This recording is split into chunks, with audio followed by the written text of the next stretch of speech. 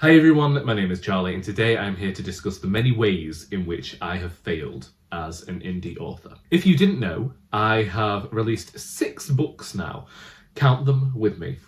Our Doris, Indisputably Doris, Doris Ahoy, Royally Doris, An Heir to Murder, and Shepherd's Delight, the latter of which is my debut poetry collection and my most recent release. I have now been releasing books into the world for nearly 9 years. And as I approach the anniversary of An Heir to Murder, which came out 4 years ago next week, I really thought I would reflect on the many ways I have failed. Yes, I have now said that twice in less than a minute, and that is because no matter what anybody tells me, I will always consider myself a failure. It's the great northern mentality. This was inspired by the posts I've seen going around where authors and other folk have held events and had nobody turn up. I've seen author signings where not a single person came to buy the book, and I'm just like, this is a common occurrence for me. There have been plenty of events over the last 9 years in which people have not turned up. Due to my many years of attempting to have some sort of success with my books, and I have had some, I thought that I would share where I think I failed. But firstly, what I'll do is I will give the points that I've made, and then I will come back and go into them in some sort of depth, because I feel like that's the only reason you're here. Firstly, we have events, and we have the fact that I had many people not turning up to my events, and those were the places, the readings and this sort of thing were where I sold my most books.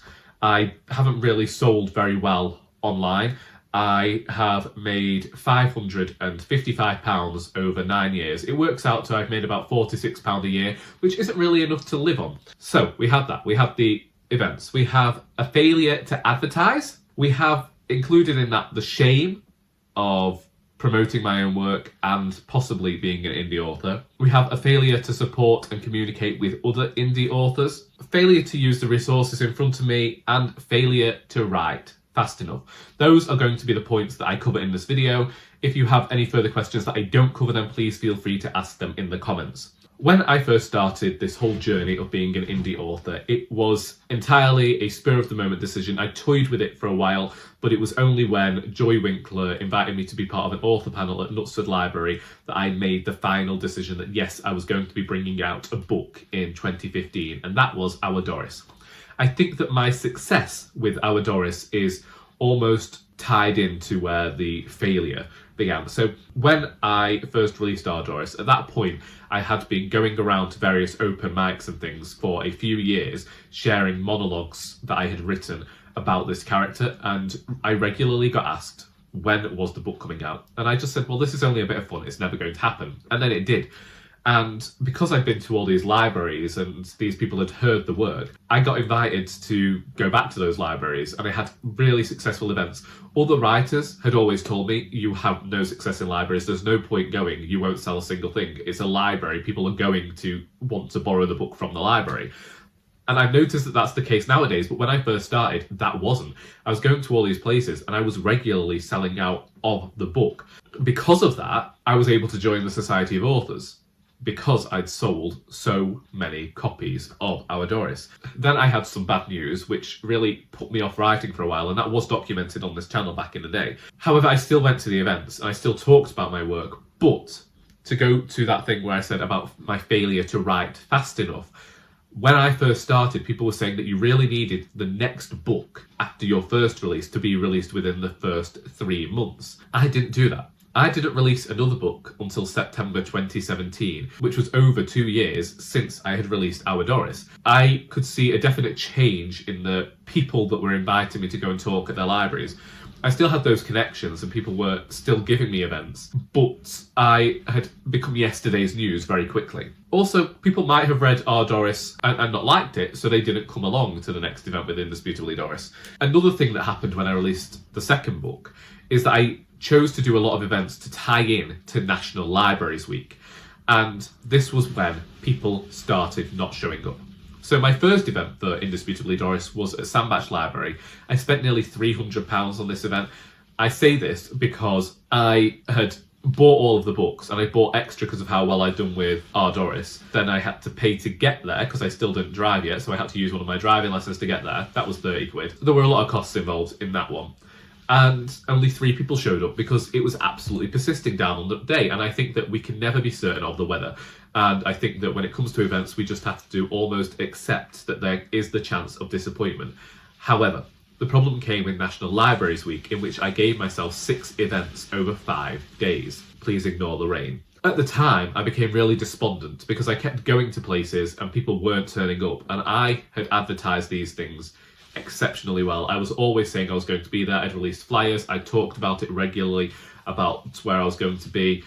And the libraries had done really good jobs too. Like, I went into one library and there was a 6-foot tall advertisement of me with the book on there. They'd spelt my name wrong, but it was on there. I only had one person turn up to that event, and they were one of my volunteers who'd already bought the book. At the time, I threw all of my toys out of the pram and decided, well, that's it, I'm pivoting and writing An Heir to Murder, and that's what I did. Looking back, what went wrong is that I had chosen to do 6 events over 5 days. I put all of my eggs in one basket on one of the busiest years for libraries, because National Libraries Week sees tons of people, tons of writers, tons of shows going to the libraries, and people only have a limited amount of time in which they can go to these events. If they don't really know me and they haven't read the first book, then they're not going to turn up to my events, and I should have anticipated that then. I think that that's another thing when it comes to failure, is coordinating events, knowing what else is happening in the area and making sure that you're not really going to clash with something, so that you're giving people the impetus to actually want to come. I think that that kind of led to this lack of interest in inviting me for events. But as I say, they were where I made the most money. Events, and the failure to have done events now properly and regularly for nearly 7 years, has led to this decline in sales, because they help with your networking and they help to garner further events. It was going to Sandbach Library that got me an event with a WI, and then from that WI I got another WI. I've been to several WIs now, all because people had heard about me from their friends who were in other WIs. I've been invited to Mullers Unions, and even if the people don't buy the books at those events, I do get paid for going to them, which meant it was worth it for me. However, because I haven't had any events in a while, I'm not getting invited to anything else. In terms of that as well, book launches. A book launch is where you want to sell your most copies, you're getting the initial push, it's the first week of sales. I mean, really, it's to celebrate you and all the people that have worked with you as well, but I'm there to make money. It's who I am as a person. You know, love writing, love literature, but I need to, be able to sustain a living, and that's not happened in 10 years nearly. Yes, one of my disappointments in myself as Charlie in his early 20s is that he didn't invest his money from Our Doris into actually advertising the books. He invested that money in a very cheap holiday to Italy, where he didn't sleep for 3 nights in Rome. We don't talk about that. We don't talk about Rome because it just makes us upset. But we should have invested that money in advertising, which also really just goes to emphasise my later point, which is to the failure to use the resources in front of me. Radio, newspaper, interviews. I have been invited on many an interview, and I've declined several of them, all because of a bad experience with a newspaper way back when I first started. The newspaper twisted my words, and you could tell the words that I'd actually said in comparison to the words I hadn't said, because the words I hadn't said were in paragraphs, and the words I had said were in quotation marks. But it was that bad experience and that misrepresentation of what I'd said that led me to kind of decline a lot of interviews. The radio, I just have never got into my head to go to them, but it have been featured in newspapers a few times, and each time I'm reticent because of that bad experience at the start. When I talked earlier about the inability to now network and garner further events, the other lack of networking comes in my failure to actually support and communicate with other indie authors. Now, you will have seen me mention indie authors on this channel, but I can probably count them on one hand, and they will all be the same people. Dane of Dane Reads, Dane Cobain, Emma Rosen, Joy Winkler, John Winkler, and Margaret Holbrook. There have been others when I've been sent their books for promotion, but otherwise I have kept that sphere quite closed. There are authors you won't have heard of me working with in the past because people have sent me their work to beta read based on them knowing that I am an indie author, but then I've not gone on to like publicise their work on this channel. And I think that this does come from that shame that I've constantly felt at being an indie author. Now, this is a bad thing to say, and I know it, but it goes back to before I'd even started my career, and I'd got Writing Magazine because I must have been about 14 years old, saw it at a shop and got it.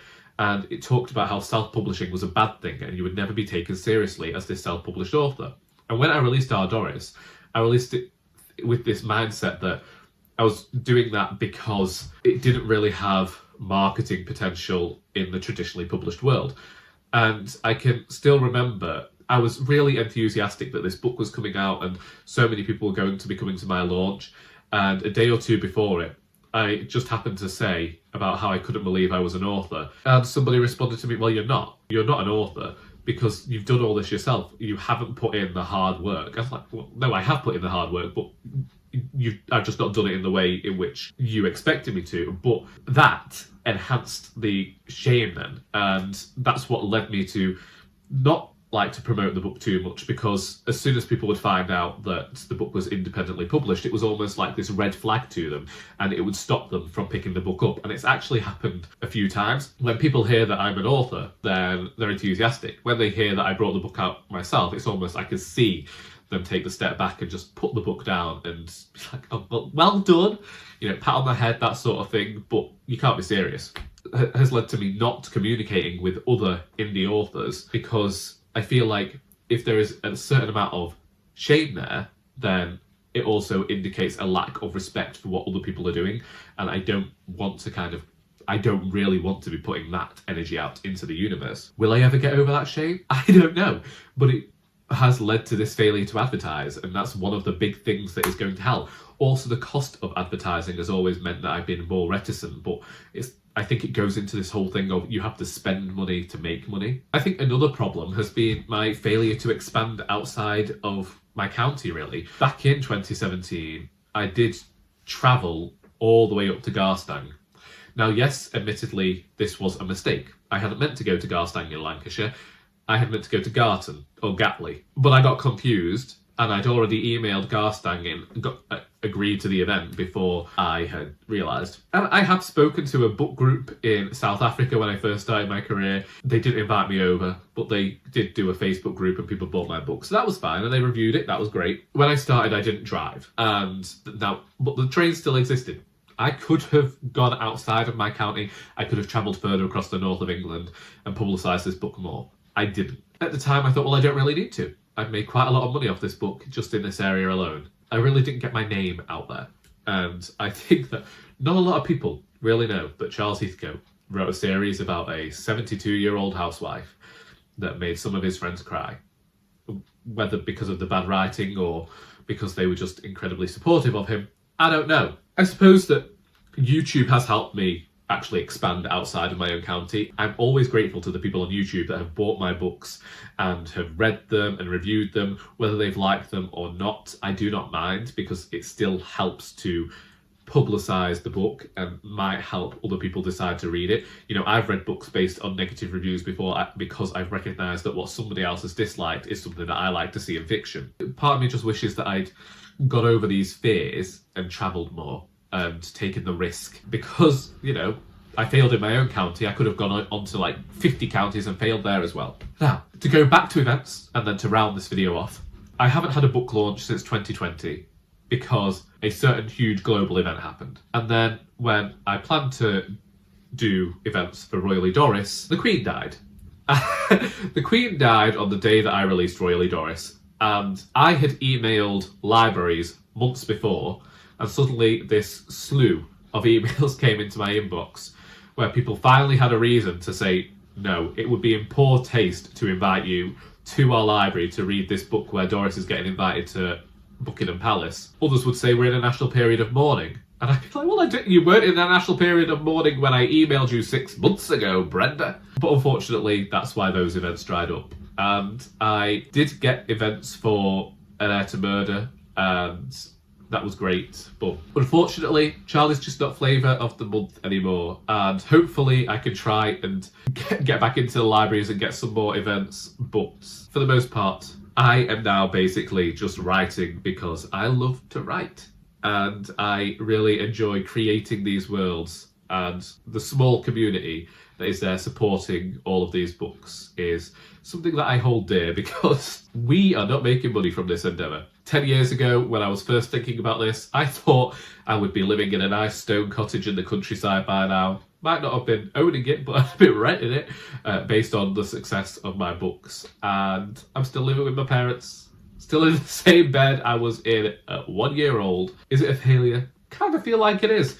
I definitely see that there was much more that I could have done to further my career as an indie author and to better support myself. To reiterate those final points, how I failed as an indie author. Failed to get events, failed to advertise the book, failed to communicate and support other authors, failed to use the resources in front of me, and failed to write fast enough.